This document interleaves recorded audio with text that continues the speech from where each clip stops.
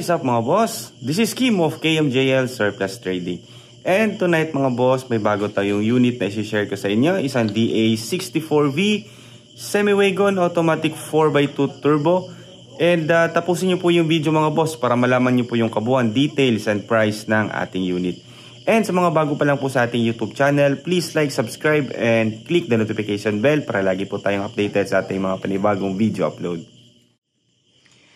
Ayan, so yung unit natin ngayon is isang DA64V Automatic 4x2 Turbo and Semi-Wagon. Siyempre, all power po yan mga boss. So isa-isahin natin mga boss kung ano-ano yung mga accessories na pinalagay dito. Ayan, so bago ko po umpisahan yung video mga boss, gusto ko lang pong pasalamatan and i-shoutout si Sir Jojit Along.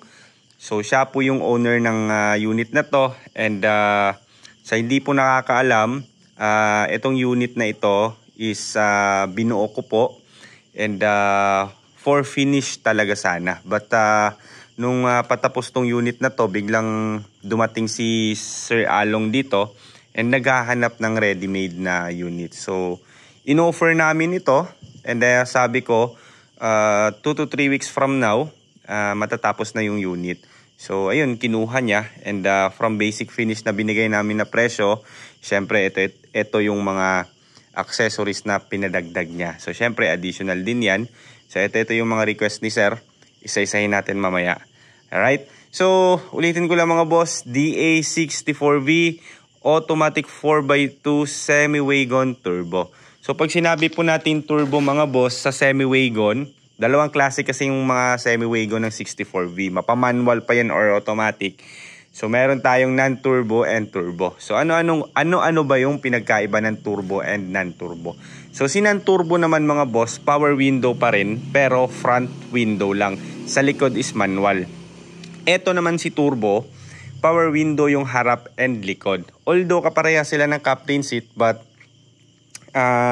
sa power window naman, si turbo is harap lang and si non-turbo is harap lang yung power window and manual yung likod.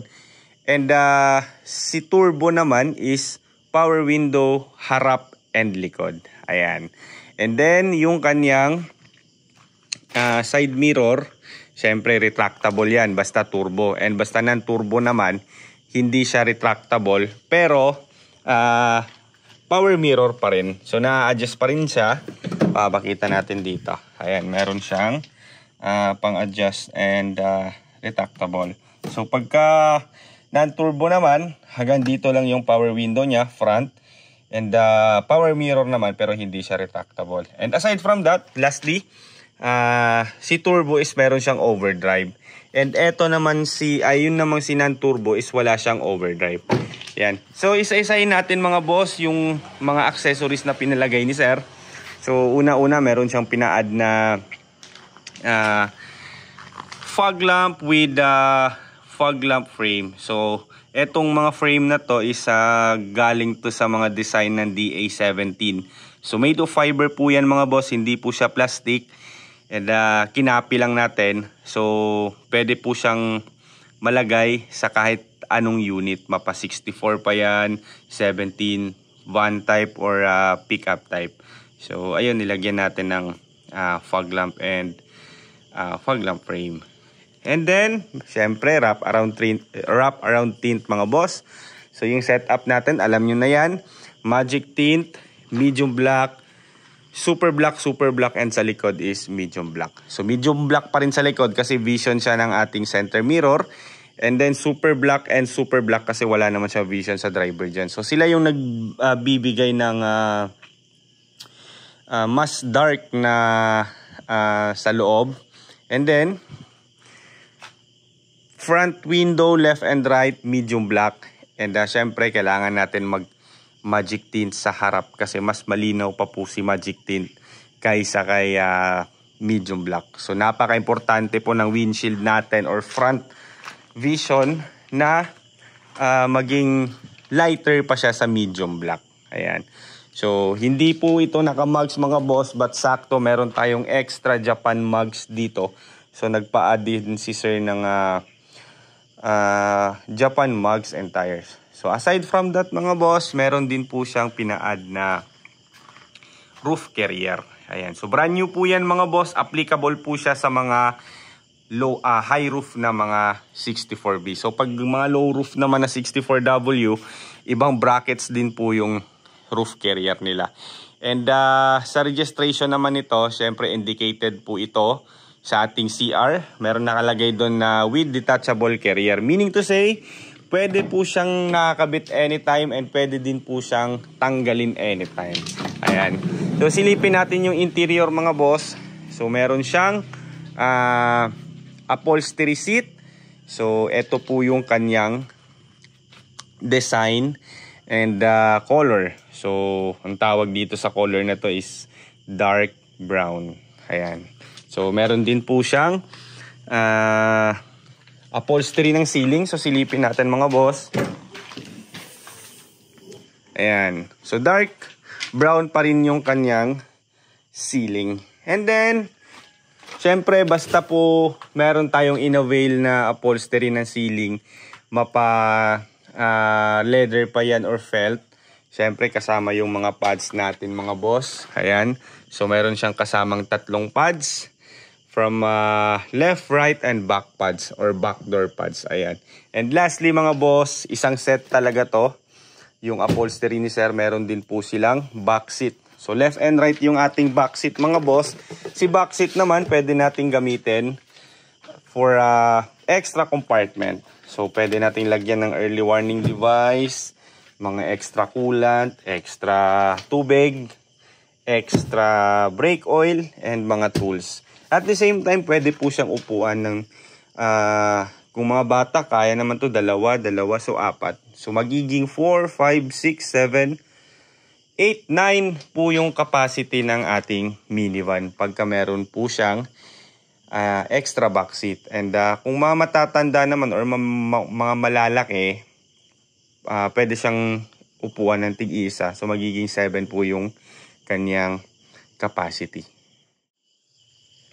So, captain seat mga boss, syempre alam nyo na yan, meron po siyang tawag dyan, headrest, syempre captain seat or individual seat. Aside from that, meron siyang armrest. Yan.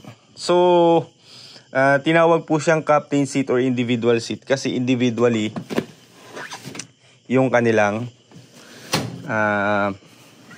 napipilo po sila individual. And syempre pati din po yung harap. Iba talaga yung feeling pag nakaupo ko sa isang captain seat. Mas masarap po siya sa likod.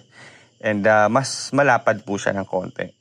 So isa din po sa katangian ng mga semi-wagon turbo mga boss. Aside from power window po yung front and rear na window niya. Syempre basta turbo po mga boss. Fabric po yung kanyang pads ng may part po siya na fabric yung dito niya. So pag non-turbo naman mga boss, plastic lang po siya. Kung ano po yung texture niya dito, yan din po yung kanyang texture dito. So mas talaga mas maganda din talaga yung turbo actually from performance, from interior, extra feature. Ayan, yun yung kinalamangan ng mga turbo sa non-turbo. Tsaka, ayun, kung naka-turbo kasi kayo, para na rin kayong para na rin kayong naka 64W. Kasi same po sila ng mga engines ng 64W. So, turbo po sila. And yun, disadvantage naman kung usapang consumption, syempre mas matipid si non-turbo.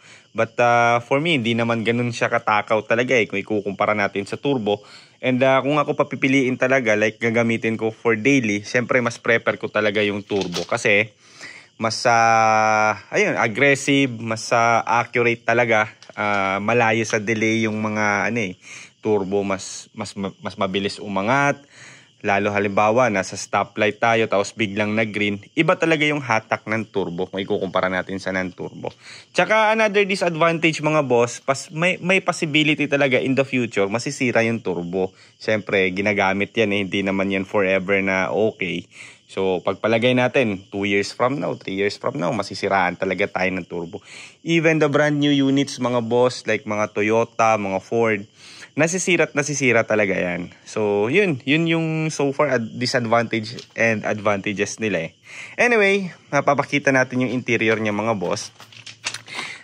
Syempre nga mga boss, dahil turbo po yung unit natin, syempre kung ano po yung mga panel gauge ng ating mga 64W, syempre yun din po yung itsura ng mga panel gauge ng 64V na turbo. So pag non-turbo naman mga boss, syempre parehas lang sila ng mga panel gauge sa ating mga ordinary na 64V, yung mga straight seat. Ayun. So ito, almost ano talaga may mga tawag yan, kaparehas sila ng mga feature ng 64W. So, siguro yung pinagkaiba na lang yung forma. Ito, wala siyang automatic sliding door, high roof siya, hindi siya low roof. So, sa presyo naman, medyo malayo talaga yung agwat nila. Kaya yung mga nangangarap dito ng 64W na short budget, eto mga boss yung para sa inyo, isang 64V captain seat semi-wagon turbo. So konting-konti lang talaga yung difference nila kung hindi lang tayo nagmamatter sa looks.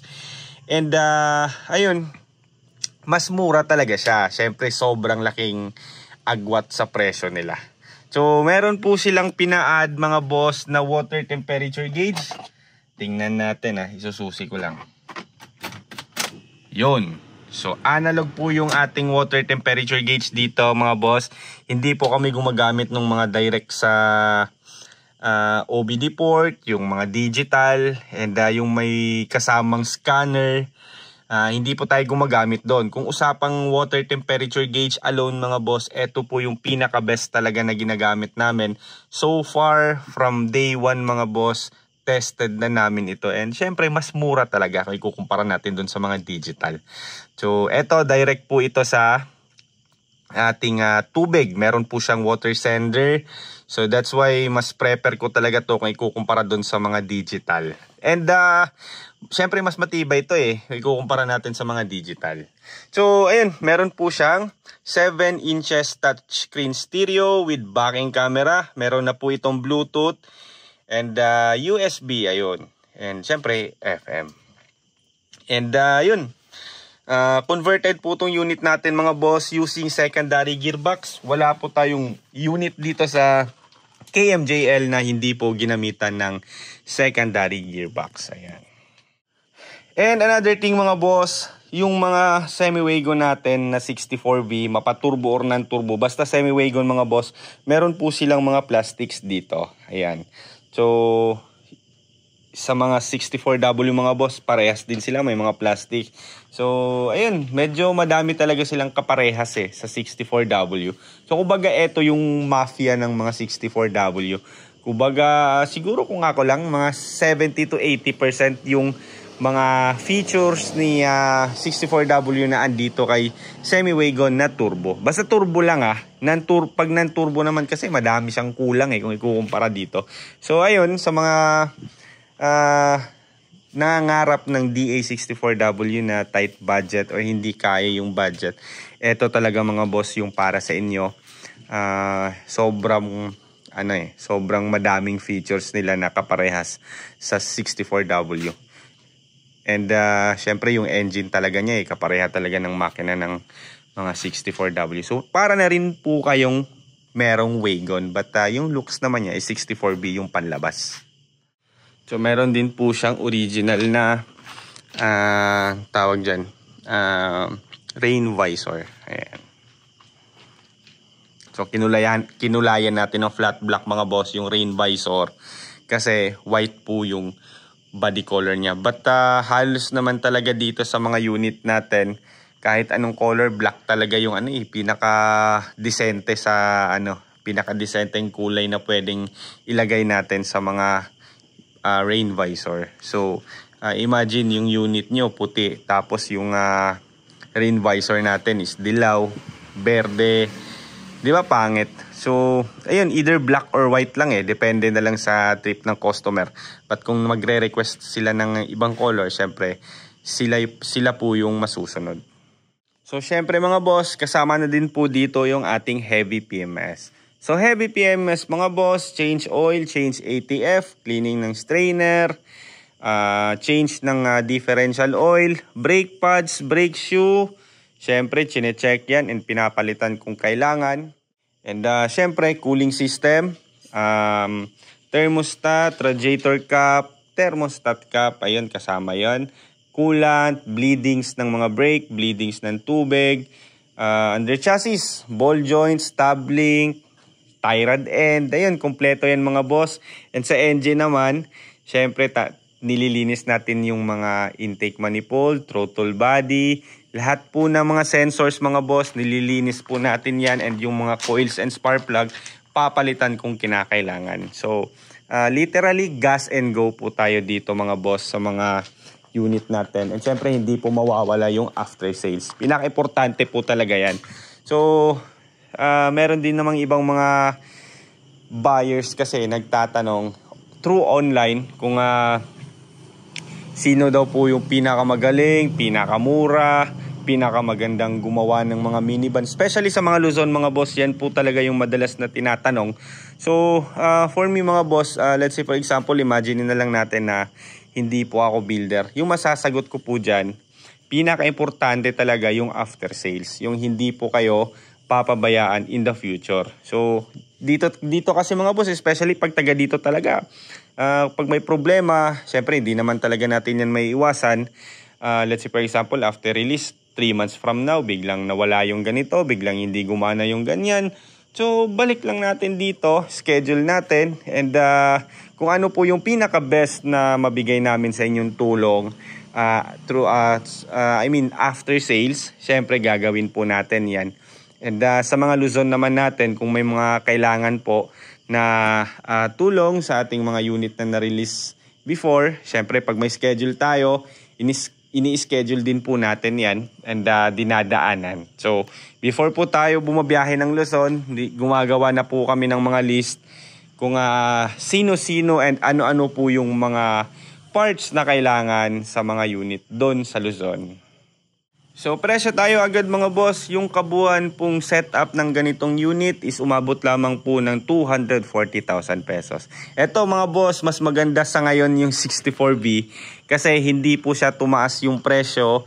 Siyempre, alam nyo naman, yung mga DA17 natin sobrang laki yung agwat talaga eh. Sobrang laki ng tinaas ng presyo kung ikukumpara natin sa mga presyong binibigay natin dati. So, si DA64B, consistent po yung presyo niya mga boss. So, mas madami kasing 64B ngayon eh. And sa Japan, kumukonti na lang yung DA17. Kaya mostly, yung mga containers, isang containers mga boss, minsan 3 or 2 lang yung laman na DA17. The rest dyan is 64B, Stingray, Spasha, Pallet, and the Hustler. So, syempre, mas praktikalan talaga itong mga minivan. Kasi nga, mas spacious siya. So, pwede siyang gawin nating pang negosyo, pang family. And syempre, mga boss, yung capacity niya mas malaki talaga kung ikukumpara natin doon sa mga bagong model ng mga Spasha or Stingray. Ayan. So, ulitin ko lang, yung presyo nito is umabot lamang po ng 240,000 pesos. DA64V semi-wagon automatic 4x2 turbo. Ayan. And kasama na din po yung kanyang mga accessories na nabanggit and pinakita natin. So, ayun mga boss, maraming salamat po sa patuloy niyong pagsusuporta and pagtitiwala sa KMJL Surplus Trading. And see you po sa ating next vlog. Back in them.